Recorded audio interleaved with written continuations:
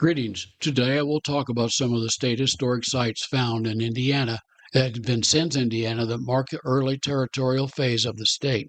Before getting started, I would encourage you to subscribe to the Mossy Feet Books YouTube channel for more great content. If you like my videos, please hit the like button. The more likes I get, the more YouTube will show it to other people, allowing me to grow the channel. I also entreat you to visit my website, www.mossyfeetbooks.com, where you'll find sample chapters, podcasts, a slew of content, and links to where you can buy my books. While visiting the website, you can subscribe to it and receive email notifications of when I publish a new book or other content like this video and podcast. This episode is based on my book, Southwest Indiana Road Trips.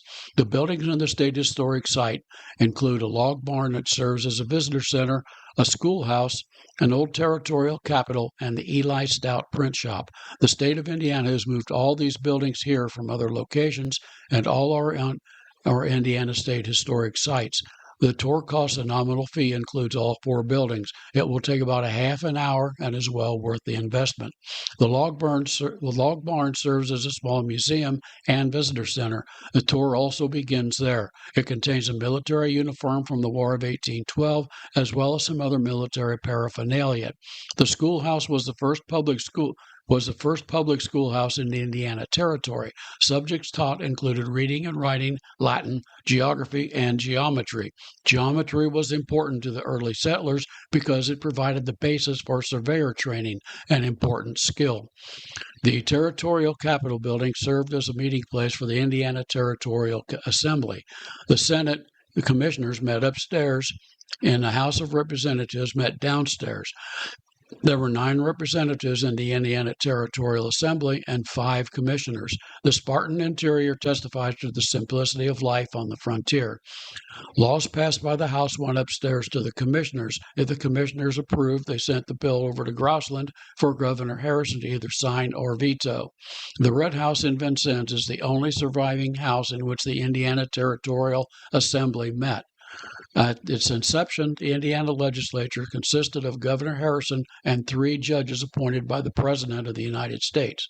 It is not known where these men met. However, speculation centers on a house owned by Colonel Francis Vigo. His house stood at the corner of 2nd and Vesserin Streets. The house burned down in 1855. When the territory entered its second stage of governmental development in 1805, the Assembly expanded to a 7 to 9-man House of from 7 to 9-man House of Representatives and a 5-man Legislative Council. This council met at a 2-room house owned by Antoine Marchal on the corner of 2nd and Broadway Streets. They used this house in conjunction with the Knox County using it as a courthouse from 1805 until 1810.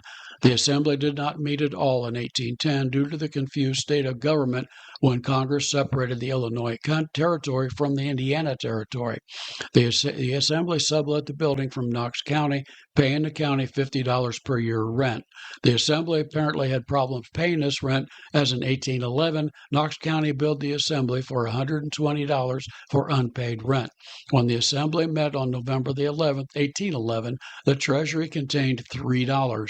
The Assembly moved to the Red House, opening its session on November the 22nd, 1811.